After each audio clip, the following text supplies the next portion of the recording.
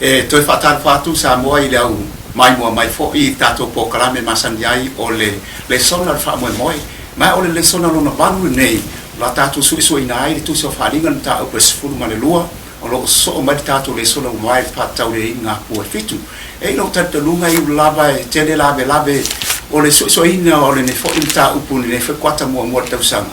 ia e so le dava le fa tang sia le mano le nganga le tua e ala fa soa ma le mai o fe au le dei ma ia manino ai la tato ba ai au anga ia tu tala fa tai no le uma ai le fe mai la tato ma tato so ina le nei le sona ia la fa ia tato talo ia ona tato mai mola ia le mauri inga e mata o pas fulma lua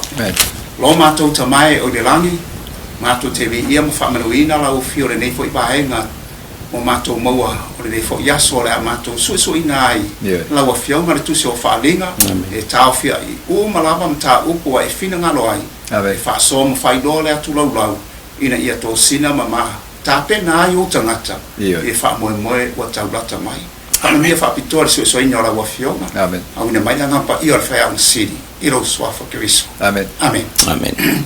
ya o le ngatre mai mo nga fo nei pe au tau e fa tau tu so fa linga ia ai o pa anga masani la portato po clame i lo tu tam tau ia so ngai to ia ya Chris ia pa pe foi de sunga to ina ia si fa ia si la fa wa to nei le ono sfuma rei bo tau sango non soi fu mai de asolo nei amata to tato de sona ia soi fu ia ma man via no was soi fu se fa pa tai lava ka o nui el tato por clame ia lo tanto nunga as famnianga wale la tato so ina le atole o fini le ita rako le fai ina rako au fa na fo da fin amen ya ole le sona nei mo to si da fian mano da nu o se le sona sinun taua ole falinga on ta pe sfun mal no le la so ina ole atato wa ai so o nga idinga pu wa tatono Chris pe idinga pu no tonu na so ina fo i deva yasona fa lo mai fo in mano da nu so ina e fa tau de feture na moto mai de lanki no pa ura ile fa me fa mtana ngole ngol feture ona mo le sile no winga la ole ata le tia polo lo tu sia le sai sufa ma le esquero do sful le la fa manino de so ole tasi mena o fa longo de baya so le ai de so ina le so na amata mai de mai fata au do fo ide ai idia iri ngapu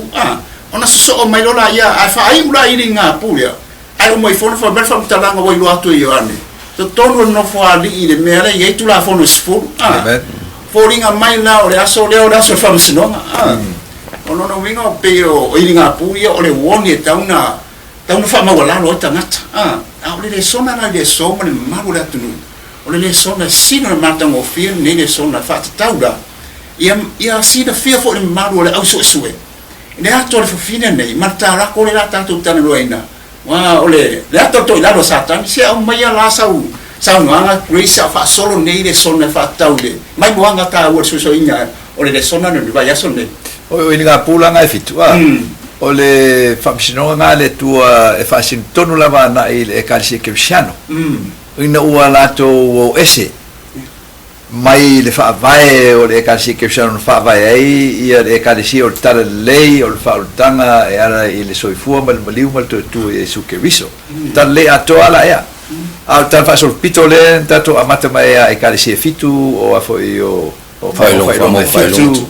mai linga pu fitu le talia ile tua nga ile tangi sia ale au paia e fa tawa ngal fitu fole po afia tau ia le tua le ia toto le ole kalsi le maling ia le la tato se mai ne le tapu suma lo faling le la tato mata fa ali mai le tua ia yoani ina ia mal malama le kalsi po ai le vai temi le fa singo tonu ia valoanga ia o valo anga tonu ai fa sin tonu la vai fai ole le kalsi mudi ole ai le la langi le temi le lo tato ia nei ole amatanga tunga nga ngai tau fi fa tau dat le son tau te le ne manato le so nga mai le mai mo nga yo ane fa tau de ile tono me sin pa ia Chris le wa esa no ai ile so nga mai le son nei o tato wa nga ira fa tau le se pa mole la vai la sunga toi se o mai se mai mo nga fo ia fa fo man manu la tinu il tala ina ne tu so fa linga fa tau ona se fa tu so fine e fa prefer tu lang o lo la e la ia whaatasi ai mauna vai o lo tui runga masina, ia whaatasi ai fo ila male, ma whetu e suma lua le pale ai whiwhini, o le asau noa. Mana ia le. Sili, le utato o sao al tato le sona. O le ultala o tato le sona o whaato ila loina le, ti Apollo. Tato le sona ne lona malu. Ma lona matua tau loto fai mai. A wala tau manu malo ia te ia ona o le toto le tamai mamoe. Ma le upo la tatou mau, wala tau le whaapelpele fo ilo la tau ola. O ai loti.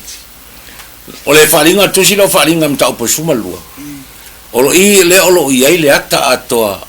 o le tala whaasolo pito o le ngā luenga o le whaoretanga Yesu. Le tatou wa ai le forfolanga i le amatanga i le kenese e tolfa o pesuma lima lai e le forfolanga. O le a whanau mai le tama. Nā te tu momo le ulu ngata. O le whaalinga la le suma lua le iai le ata pe ona e fesiri le. I le whawhine lea ona o le tatou taimi. Ai o lona whaapu upuina o le ata. O le whawhine lea. O le ata o le upu whaavaloanga, o le upu whaafatusa i le. Upu whawhine le whaavaloanga, tusi le o whaalinga o le kalesia.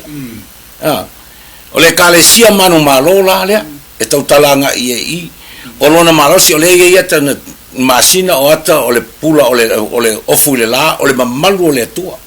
o le mamalu ato o le atua ma le tala whaasolopito o le manu malo ke riso le i le wharinga le sifuma le lua le manu malo le ke riso lea na manu malo ina na ekalesia ina ua mavaelo na mali ua manu malo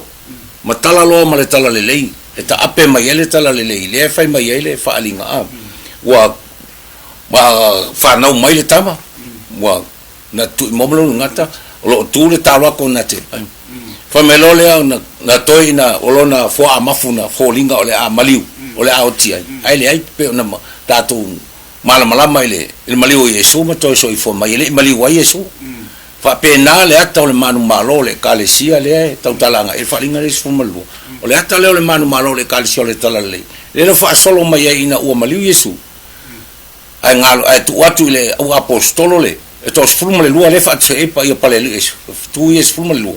la apostolo le to sfulma luna tu ye le ngaluenga le ana ta apelo ma lua tu le tala le manu malo ma ta ape ma ye le la ya pe el tau so ya tu na tu sole fam talanga ole ya pa le amta le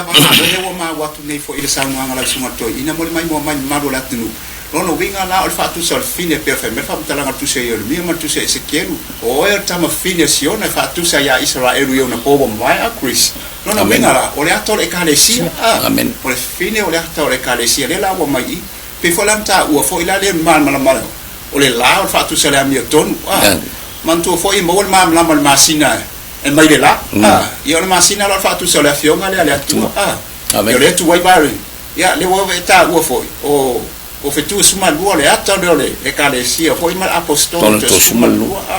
ai ta o la vala le nei a o alu fai tau nei kuise mai so mana tu fa popo elena o fine le va ai fa ilonga le male va ainga wa pe o inga pure le tele mai fa talanga le pa uma tato la langi ba pongi saba nga tongo tato la langi ma wi fo le asuma ta wal meno to le ngata male upula le na fa mai na kuise tawa o le ngutu man sisi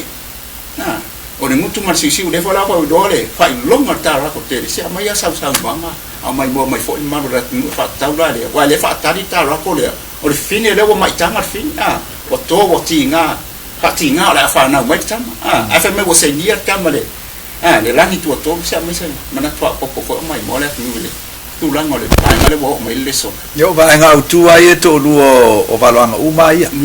ole fina o tele po le tau tele va le lema langa va ole tua malti apol so ole kalesia ole atava ia la ele ta mai ole fine ia ole suil na va ia na ole tua ile la langi ole kalesia le fa vai su che viso le fa tau ia la mi tono che viso le fa sino ele la ma le masina o fatau no ina le la fo i valo anga o fenga tuai ile fatino ina o le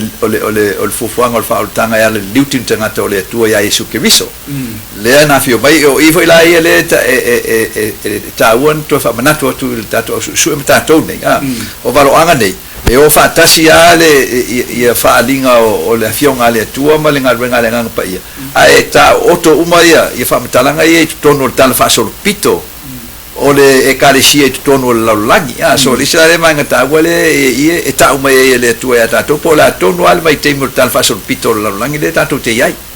o le failonga le vai e fine le fa singo le ekalesia mal pale ali e fitu ono e fo esfuma luon fetu e ta uma ta to le abtanga na le ekalesia ti a to su mal tasil te mi o to tu e su Cristo mo na fiwa le langi ai amata lo ta fa sol pito le ekalesia ke siano le e fa singo la e malanga nei ina ia ta we e ta to lo valanga e fa singo mo al kemile ka ko ke ai menga reng fa i ule ia le fo ile ia e fa upuna mo ta ule ai fa i ule fo ile ta me ata to le vai te mile e fo e sola ile fine ia ai to si ai mo tau sanga po aso e tasi la felus la wons fu le vala na o le vai te mina mal te mile le ta me ata to le ia ta rako e fa ali mai le o fa ilonga le langi o ta rako mu ia mata me fitu ono ia se fulu nifo ole amatanga na le la tatu o ye lisita su enga fa tau le tau po sumato ia fa tar mai lo mata mai le ngo o la o ta rako le ia ole fo ela tau le ngo ta rako il tatu le sonalia ole mena le tatu te mata tu ai nei le wa matan fa tala mai Yesu ya tatu le sa ole le olana ona valuanga fa tau ngai le ka le simulmuli ma le ka se ke fiano mo ta fa solpito o me sa tupu ai ia le ala ta tiro tonu ai me otia na le kalsi mulmuli le teme ole unga le tato ia nei ta ua mo tato o falonglo o ngala ole tato ia le vai teme ole afa ta uina nga yo inga ia patino ama ma otia ale ta rako le e ta uile ta mulbulane tato leso ia o satani la ia ale la tato anga ia tu el tato leso ta o tele mena ta o pisa le mes ma fa popole to ina foi assim fa o ese ta we e ta fa lima tu so fa linga nem ta kwa le fa ta le afelo se la won sfuta sa ta usanga vai ngale mo ta usanga le fo wato mo moni ma tu sine o fa linga au mata linga po ia na mabaya tu e ile mele le ta we fo ila fa mtalanga le pomisa ai le fa mtala ina mata ko e iba fo ile ai man mata ko sfuru tu so fa linga ni ta tu so le aso le angir fo le tu ile o ta tu o le to ia ni aso ya to mo moni mai fo la fa mtalanga la le fa mai moni ma we to lua moni ma la fa ta fe ngani toi ma fe ngani fo a fa mena fe o tie i le time fo la lenta o fo le so na fa ta te o falani ale mo moni mai le so na nei fa ta o te lo me le taua le taua te le me la tanto o to ai wa o popo nga siri na ta tie le la o la lang pen ta o Chris o le la tanto o to ai le so ina le so na nei sa mai la se na tu fa popo a fa solo fa mtalanga la le fa tau le solo al fine le bao ai se la vol me la na tu ri lo le me le wale ile tu langa tau nei fa le nganga o le pe na o ta uama tau foi sunga kuisa o le falinga le sumalua o le ata le tala fa solo pito ta o mai ai tangata le taimi tonu ana amata ile me ta o taimi o le unga mantua le o Yesu o manu malo ai fai mai Yesu ya pete o te ati na la o kale sia i lunga o le nei papa ele ma fai to o se oli na malo ia le kale sia la na le o afio Yesu le langi o manu malo ai to ele manu malo le na to ave se o mai la tau sanga le tau nei tanga tau sanga le pong sa pe na fc le meta o le wan foi po no na le fai mai una sola le o fo fine le vao o ia le me o sa unia ele to e non foi oia ina ia la tau fanga ia te ia so tasi le afe ma le lua se lau ma le ono ngafolu le fola to ta uai i tau ia so ia o le upu fa valo anga tau sanga ma le vanu anga le mo tau sanga pe on silfia tolu tau sanga ma le afa fasu ma lua masina le ia le afe le ma le lua se lau ma le ono ngafolu waso afa tele le fasu ma le lua tolu waso on ma wale ole ia le ala fa mai na sola ele fine le vao man to le tal fa sol pito le fa linga sumu tal fa sol pito le manu malo ke viso ma le manu malo le kalesia se yo ina tamo fa le ta rako le mo le ulo tamo fa to ilalo le kalesia le ala na tu po ele mele fa mele o solo fine no fa tanga ele tua ina ia sawa ina on tangata mai ole a mata mai le ti a tolu valu se yo ele le ti a ta se fitu i valu a fe lo sla won futa sanga le ta une o taimi o le pongisa taimi ia le fai mai ina koringa o le ai se tala le lei ai le ma fai tu la fo ina le fai men sola le va fam talanga le ta to te mala mala mai ai na fanga ile tu le va on tangata sai le va sa no fo solo ila lo monga ma tonga va ma tu tangata le tu ai sa ta usia ile tu la na tala le lei mala na e kalesia le anga o le kalesia manu malo le fai mai Yesu ele ma fai fai to o se oli na malo me faringa le sumelu o lona fa malo manga le ma fa tinonga o le afionga le Yesu le ala na va ai ai wan il falinga e sa o ala le mele tawa tele manatu le al fa fonga mai ya ne mamalu le asu ile so ina ta upun nei su malua Chris o le wata to o mai le taua vai e pe yo sei i le mele ai wa fa sang tau mai ne wale na fa me fam talanga wa solar fine va o le me sa uni le tua ya ne no fanga mo fine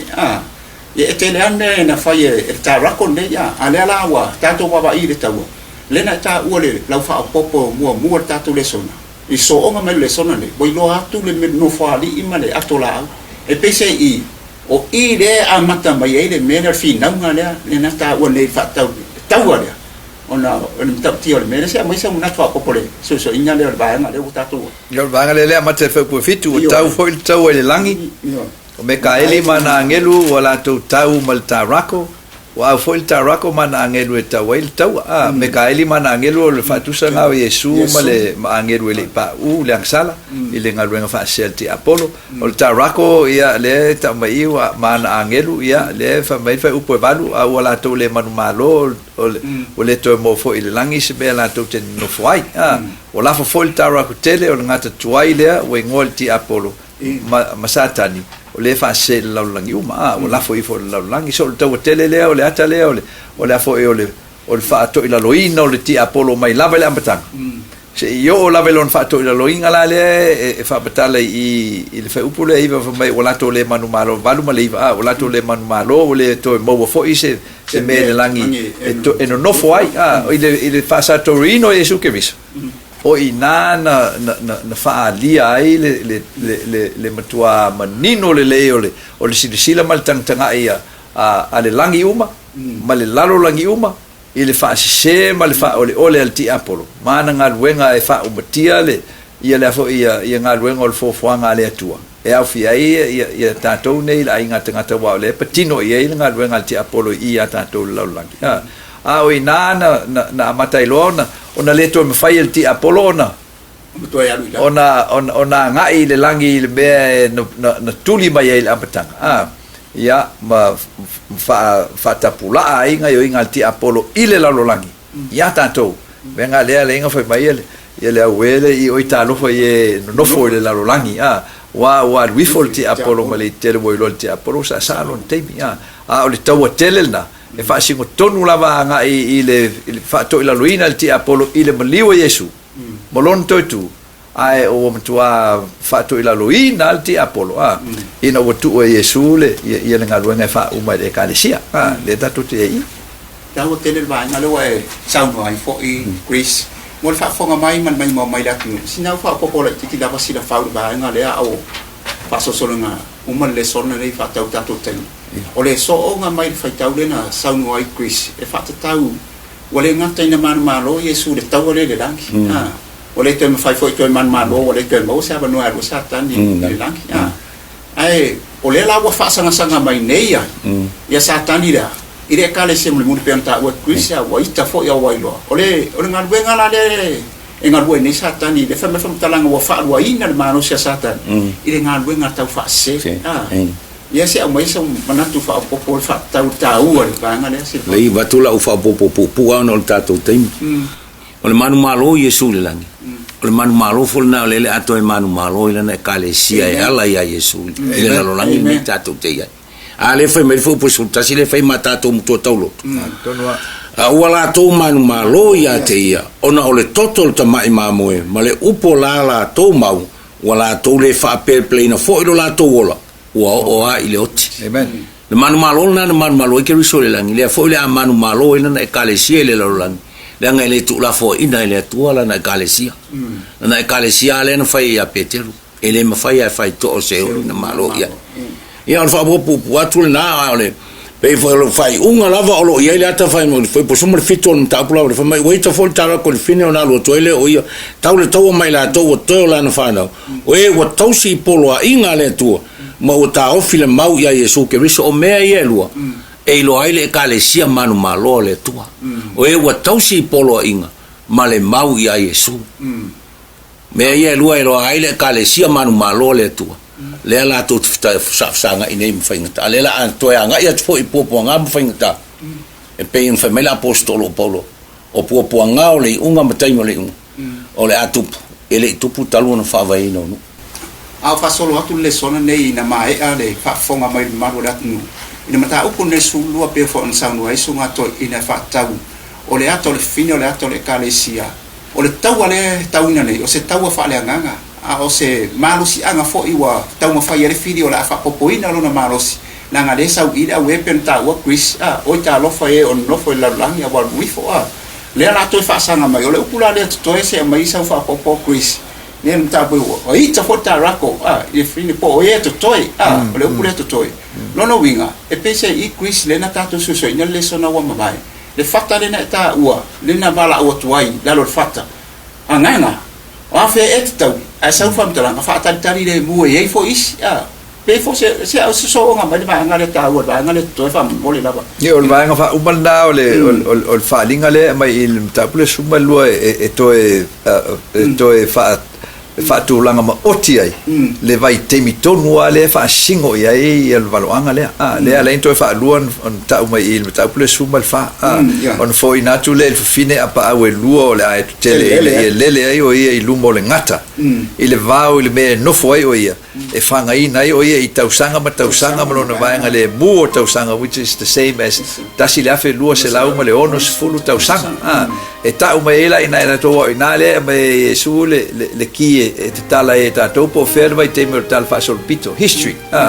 o le ka le sia ma la langi o le fa singo el vai te bile non ta to lo le vai te bile le fa singo tonu la tausanga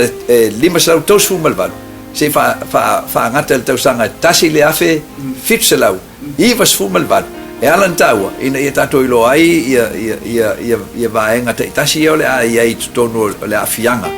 o le tau muli le o mena lenta o e toi ia taua la alfa uma il tau puna suma el fitu le foi le fa uma mai il fa por suma le no ma le sfulma le lima na ono luai atu le ngata le vai e pe o se vai tafe na le ngutu tu al fine ni e te fe le vai ia so swani il fornu al fine fa manga le fornua ia ona follow le vai ia e tu la i mai ai le fa tu no o le fo o le valo anga le fa singo anga i le fo le ngai o inga na ngai o ai le tarako e ala i ona sui i le larolangi e sa waina po ngate ina fasiotia le kalisia akevis ia na fatula i le tu le malo fo po fonua le fa manga e inu ai le vai le e a foi o tangata malo na tamfelti apolo tinei ai le kalisia na tele faia o mena le fa mani e sui ma kwa faia ingalti apolo ngakele ma faia se bea ki nga ngonga ka mo faia fa uma le kalisia na ke faia la ngemangu malo le kalisia kokol ka mai mamoe de fa uma el tato le sona il bele ila le ta wonta toilo la ngol tausang le afi fisla wil sumalvad e fa ilonga ele amatanga o le temi tonu ai tau dato temi o le uma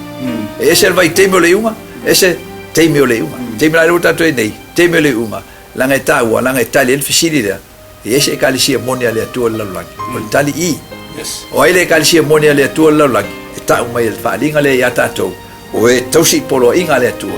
ma ta o file mau ya Yesu ke biso